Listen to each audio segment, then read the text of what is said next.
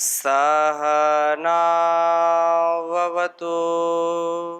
सहनौ भुनक्तु सह वीर्यं करवावहै तेजस्विनावधीतमस्तु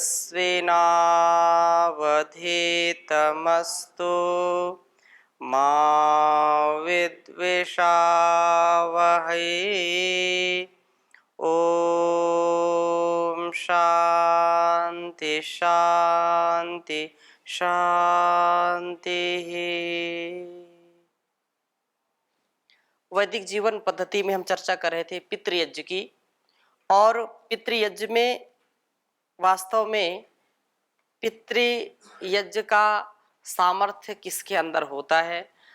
अपने पूर्वजों, अपने ऋषियों, अपने बड़े सभी सगे संबंधियों और माता पिता जो प्रत्यक्ष रूप में है, अप्रत्यक्ष रूप में है, उसका जब हम मान करते हैं, अर्थात अपने हृदय में उनका अतिशय सम्मान करते हैं, अतिशय भक्ति उनके प्रति होती है, अतिशय प्रिय आचरण होता है, तो निश्चित रूप से हमारा जीवन यज्ञी होता है और हम सच्चे पितृभक्त होते हैं, हम सच्चे पितृयज्ञ करने वाले होते हैं।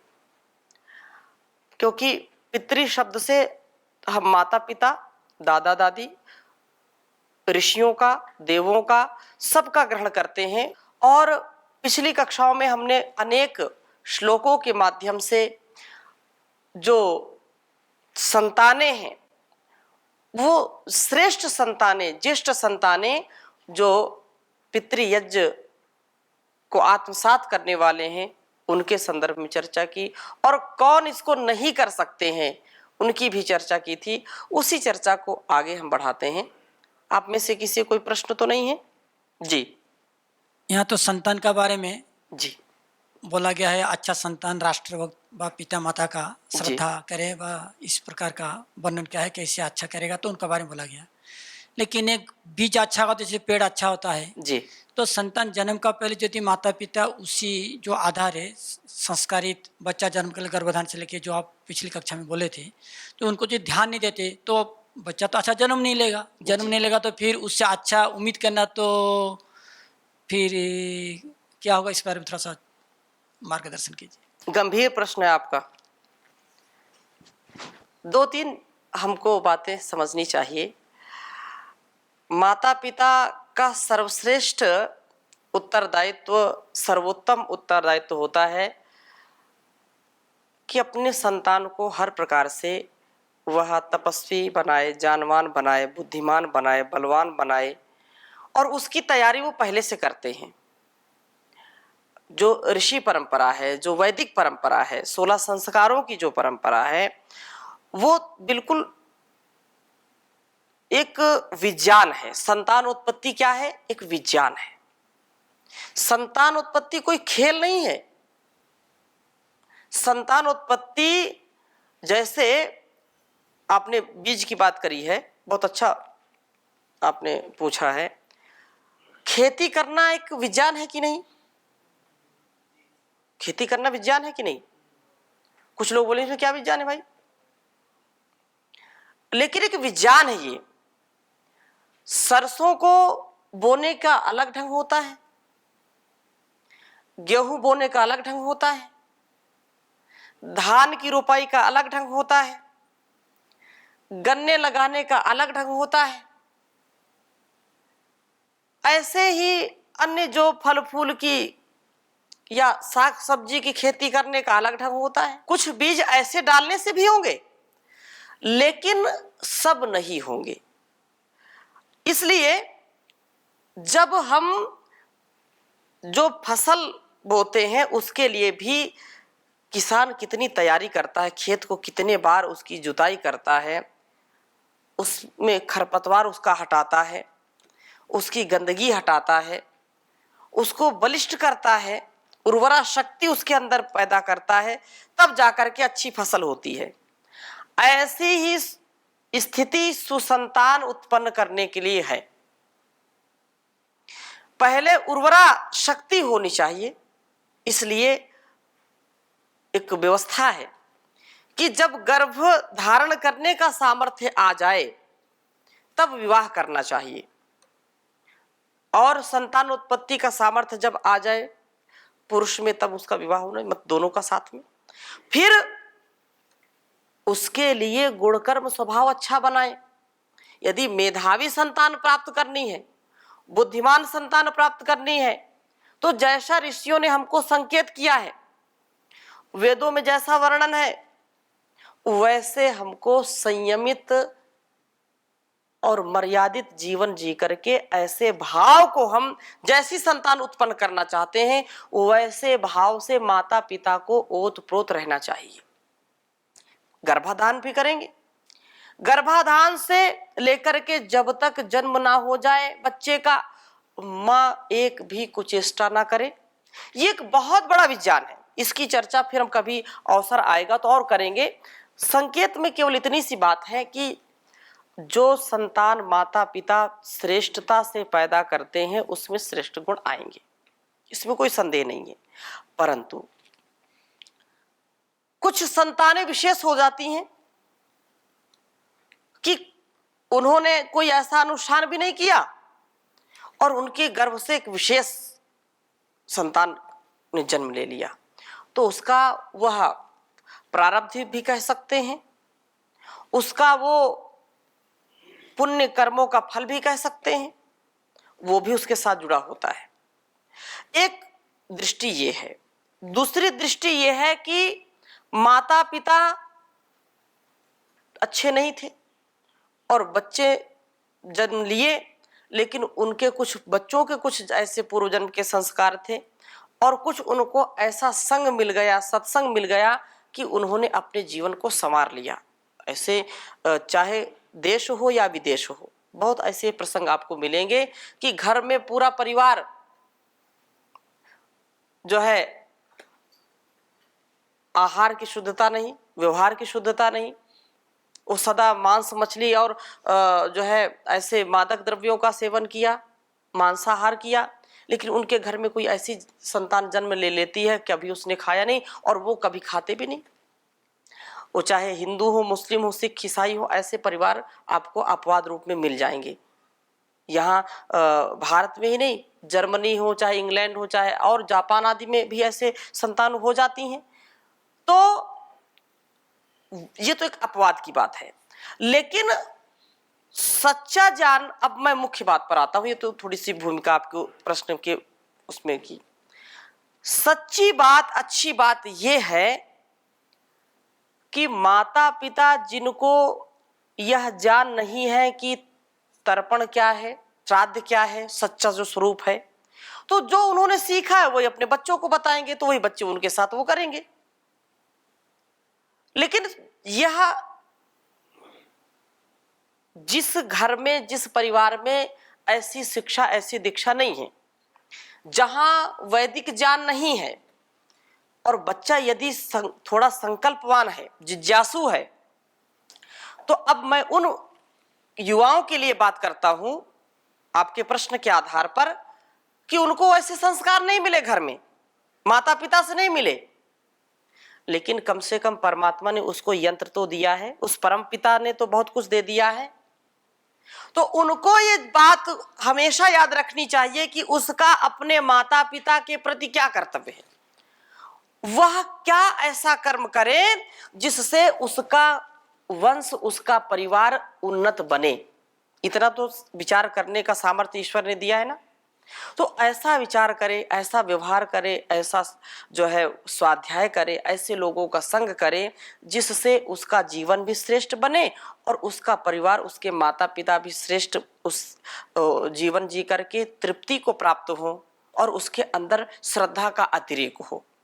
संतान जन्म लेती है तो उसके पूर्व जन्म के संस्कार उसके साथ होते हैं, माता पिता का संस्कार होता है, प्लस जो वातावरण होता है उसका प्रभाव उसके ऊपर होता है।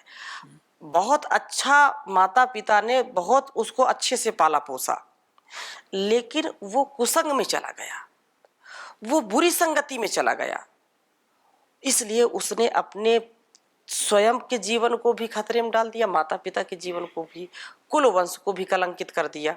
तो माता पिता ऐसे भी बहुत अपवाद में मिलेंगे, मैंने दोनों बातें बताई। ऐसे संतानें जिनको वातावरण अच्छा नहीं मिला लेकिन पूर्व जन्म के कुछ अच्छे संस्कार मिले, जिससे वो उस वातावरण से हट करके कुछ नया काम किया। एक ये है कि माता पिता बहुत श्रेष्ठ, बहुत अच्छे, धार्मिक, विद्वान, लेकिन वो बच्चा कुसंग में चला गया, बुरी संगति में चला गया और बुरे प्रभाव उसके मस्तिष्क पर पड़ गए, जिससे वह अपने जीवन को भी अच्छी पवित्रता से जी नहीं पाया। तो लेकिन अब मैं बीच की बात मैंने की कि जो कुछ हुआ उसको छोड़ो, अब अपने जो श्रेष्ठ ज्येष्ठ जीवन को जीने के लिए हम संकल्पबद्ध हों। क्या तथ्य है, क्या सत्य है, क्या शास्त्रीय उपदेश हमारे लिए और क्या कल्याणकारी है, मेरे परिवार, मेरे संसार के लिए, मेरे स्वयं के जीवन के लिए क्या कल्याणकारी है, इस पर हम विशेष बल दें। अगली बात हम करेंगे, क्योंकि संसार का नियम है कि जो जैसा करेगा वैसा उसका जीवन बनेगा। जिस दृष्टि को हम सामने रखेंगे, जिस दर्शन को हम सामने रखेंगे, वैसा गुणकर्म स्वभाव हमारा बन जाता है। और केवल वार्ता करने से काम नहीं चलेगा, केवल सुनने से काम नहीं चलेगा, हमको आचरण में उतारना चाहिए। एकः शब्दः सम्यक जाता स्वर्गे लोके कामधुक् भवति। एक शब्द का यदि हम अपने जीवन में आचरण करने लग जाएं, एक शब्द पर अपने जीवन को सत्य, धर्म, मर्यादा, आचरण, पवित्रता, एक शब्द है, शब्द तो एक है, लेकिन उसको पूरे जीवन जीना पड़ता है, पूरे जीवन, पूरे ताकत के साथ, पूरे उत्साह के साथ जीना पड़ता है, तब जाकर के कार्य बनता है। इसलिए हम बात भी करें, क्योंकि जब तक चर्चा नहीं होगी तब तक तथ्य सत्य सामने नहीं आता है। और किसी कवि ने कहा, बातों ही बातों में बीती रे उमरिया, बातों ही बातों में बीती रे उमरिया, तुझे होश न आया यूं ही वक्त गवाया, किया कभी ना भजन ओ मेरे मन, बातों ही बातों में बीती रे उमरिया, बाल अवस्था यूं ही गवाई कि बहुत हुई नादानी, होश रहा तुझे कुछ भी नहीं, आई तुझ पे जवानी, वृद्ध भयो जब सूझे कछुना, वृद्ध भयो जब सूझे कछुना, यूं ही गया यौवन बचपन ओ मेरे मन, बातों ही बातों में बीती रे उमरिया। तो बात ही बात में हम अपने जीवन को न व्यतीत कर डालें, इसके लिए हम कुछ पुरुषार्थ करें और अपने जीवन को अच्छा जीने का प्रयास करें। जी, आपका कुछ प्रश्न है? जी ओम स्वामी जी। जी स्वामी जी, एक दिमाग में थोड़ा सा एक प्रश्न आ रहा है कि जैसे एक कहावत चरितार्थ है कि जंगल में जाके देखो, जो सीधे पेड़ होते हैं वो काट लिए जाते हैं, जो टेढ़े हैं वो छोड़ दिए जाते हैं। मतलब कि जो पुरुषार्थ कार्य करने वाले लोग हैं उनकी मृत्यु जल्दी हो जाती है, और जो गलत कार्य करने वाले व्यक्ति होते हैं समाज में, उनकी मृत्यु जल्दी नहीं होती। ऐसा क्यों हो रहा है? ताकि बुराई को फैलाते रहें? ऐसा नहीं होता है। कुछ लोगों का जीवन देखो, जिस क्षेत्र में जिसने पुरुषार्थ किया है उसको वो मिला है। आपकी दृष्टि में जो महापुरुष हुए हैं, हमारी भी दृष्टि में है, लेकिन जिस ओर उन्होंने अपनी गति बढ़ाई है, अपना पुरुषार्थ किया है, उन्होंने उसमें महारत हासिल कर ली। लेकिन दूसरी ओर पुरुषार्थ नहीं किया, तो उसका दुष्परिणाम हुआ। जो महापुरुष अपने जीवन को श्रेष्ठ बना करके जीते हैं तो केवल उन्हीं का उत्तरदायित्व नहीं होता, समाज का भी उत्तरदायित्व होता है। तो समाज से भी प्रताड़ना, समाज से भी पीड़ाएं, समाज से भी बहुत प्रकार की ऐसी जो है धारणाएं होती हैं जिनके कारण उनको अल्पायु में ही संसार से जाना पड़ता है। यदि महापुरुष जो हमारे वीर बलिदानी स्वतंत्रता सेनानी, जिन्होंने अपने जीवन को बिल्कुल परवाह नहीं की, जिसके कारण उनको अल्पायु में जाना पड़ा, तो उनका कुछ उसमें दोष नहीं है। उन्होंने तो न्याय के लिए, धर्म के लिए, राष्ट्रभक्ति के लिए अपने जीवन को लगाया है। लेकिन जीवन लेने वाला कौन है? जो दुष्ट है, जो क्रूर हैं। तो इस दृष्टि से, और बहुत लोगों ने बहुत दीर्घ काल तक जीवन जिया है। तो दोनों दृष्टियां हैं। जन्म हुआ है तो मृत्यु होगी, लेकिन जिस ओर हमने अपने को ज्यादा महत्व दिया है, जिस कार्य को ज्यादा महत्व दिया है, वह कार्य होता ही होता है। और दूसरी ओर यदि हमने कार्य करना है 24 घंटा करेंगे तो करेंगे, उसमें ईश्वर का कुछ नहीं है। लेकिन आप 24 घंटा कब तक करेंगे? शरीर की जो कुछ कैपेसिटी होती है, उसकी कुछ क्षमता होती है, इसके बाद तो क्षमता समाप्त होगी ना। फिर धीरे धीरे उसमें विकृति आने लगेगी, तो जल्दी समाप्त हो जाएगा, शरीर पूरा जल्दी हो जाएगा। और उसी को हम संतुलित जब हम चलाएंगे, संतुलित आहार लेंगे, संतुलित निद्रा लेंगे और ब्रह्मचर्य का पूरा पालन करेंगे, तो बहुत दीर्घ काल तक वो चलेगी। तो दोनों दृष्टियां हैं। अस्तु, आगे हम चल रहे हैं और बहुत ही सुंदर श्लोक है कि दाने तपसी शौर्ये च यस्य न प्रथितं मनः विद्यायाम अर्थालामे च मातुरुच्चारा एव सः। कह रहे हैं कि एक विशेष बात कि जो दान में, तपस्या में, शौर्य में अर्थात दान देने में, तप करने में, अपनी शूरवीरता में तथा विद्या के पढ़ने पढ़ाने में और धन के लाभ में, धन कमाने में जो पूरे सामर्थ्य को प्राप्त नहीं होता है, अर्थात पूरा जिसने अपने मन को लगा करके पुरुषार्थ पूर्वक इन चीजों को नहीं प्राप्त किया है। क्या कहा? दान, तप, शौर्य और विद्या। विद्या के और अर्थ के, धन के कमाने में जिसने अपने को नहीं लगाया, तो ऐसा जो बेटा है, ऐसे जो संतान है, ऐसा जो पुत्र है, वो पुत्र पुत्र के समान नहीं है। वो तो केवल मां के मलमूत्र के समान है। जैसे पेट के मलमूत्र को त्याग करके वो किसी काम का नहीं है। बड़ी कड़वी बात है ये। अरे जो संतान धन कमाने में नहीं सामर्थ्य, उसका विद्या पढ़ नहीं सकता, दान दे नहीं सकता, दान देने का सामर्थ्य नहीं है, बाजुओं में दम नहीं, हम किसी से कम नहीं है, और जो अपने सामर्थ्य को किसी प्रकार से अर्जित नहीं करता है, तो वो केवल मलमूत्र के समान है उसका जीवन। ऐसी संतान किसी काम की नहीं है। तो हमको विचार करना चाहिए कि हम अपने माता के प्रसव पीड़ा और 9 माह गर्भवास और उसने जो हमको पाल पोस करके बड़ा किया है, उसके लिए हमने क्या किया है, क्या कर रहे हैं और क्या करेंगे, उसके यश मान के लिए, उसके गुणगान के लिए हमने क्या किया है। अगर नहीं विचार किया तो विचार करना चाहिए।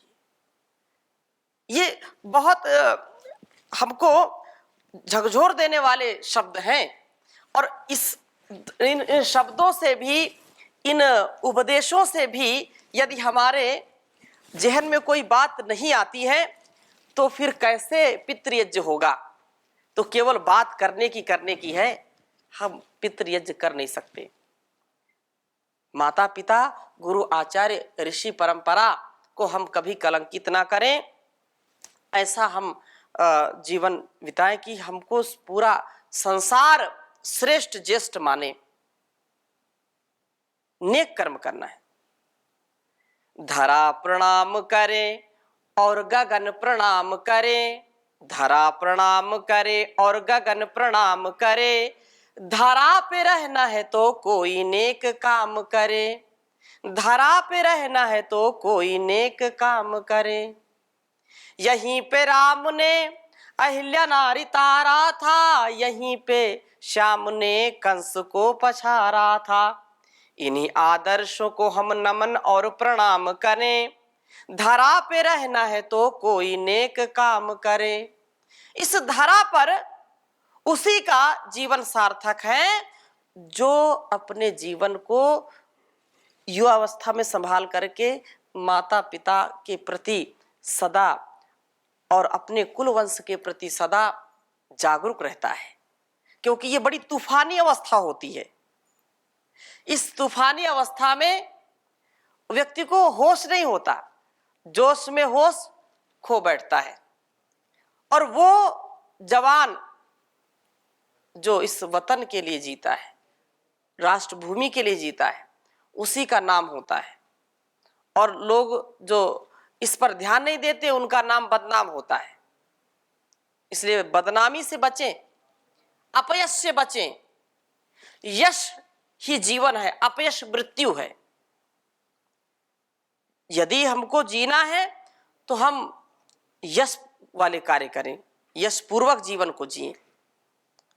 अतः यह सुंदर जो बात है। और एक श्लोक और मैं आपके समक्ष रखूंगा। कहा कि वरम एको गुड़ी पुत्रो नाचा मूर्ख शतान्यपि, एकस चंद्रस्तमो हंति नाचा तारा गणापि। बहुत सुंदर बात कही। वरम एको गुड़ी पुत्रो नाचा मूर्ख शतान्यपि, एकस चंद्रस्तमो हंति नाचा तारा गणापि। कि एक पुत्र बहुत ही अच्छा है, जो गुणवान है, जो चरित्रवान है, जो बलवान है, हर प्रकार से अपने जीवन को जो उन्नत जीने वाला है। तो वरम एको गुड़ी पुत्रो, एक ही पुत्र अच्छा है, परंतु मूर्ख शतानी अपि न चा मूर्ख शतान्यपि। सैकड़ों पुत्र हो जाएं और वो मूर्ख हो जाएं, तो सैकड़ों पुत्र की अपेक्षा एक पुत्र हो जो श्राद्ध और तर्पण करने वाला हो, जो पितृयज्ञ को संपन्न करने वाला हो, जो हमारे कुल वंश को उन्नत करने वाला हो। नाचा शतानि मूर्ख, मूर्ख सैकड़ों पुत्र की आवश्यकता नहीं है। क्यों? एक उदाहरण दिया। एकस चंद्र स्तमोहंती, एक चंद्र सारे अंधकार को हर लेता है। एक चंद्रमा होता है और सारे संसार के अंधकार को क्या करता है? हर लेता है, संसार को प्रकाशित कर देता है। किंतु अनगिनत तारे मिल करके भी इस संसार के अंधकार को हर नहीं सकते। इसलिए सैकड़ों हजारों की आवश्यकता नहीं है, एक शूरवीर ही इस संसार को, इस परिवार को तार सकता है। इसलिए हम ऐसा बनने का प्रयास करें। तो इस प्रसंग को और आगे हम लेंगे और अपने जीवन को कसौटी पर कसने का प्रयास करें कि हमारा जीवन कैसा है। इन्हीं शब्दों के साथ, शुभ संकल्पों के साथ आज की कक्षा को विराम देंगे। ओम शांति शांति शांति।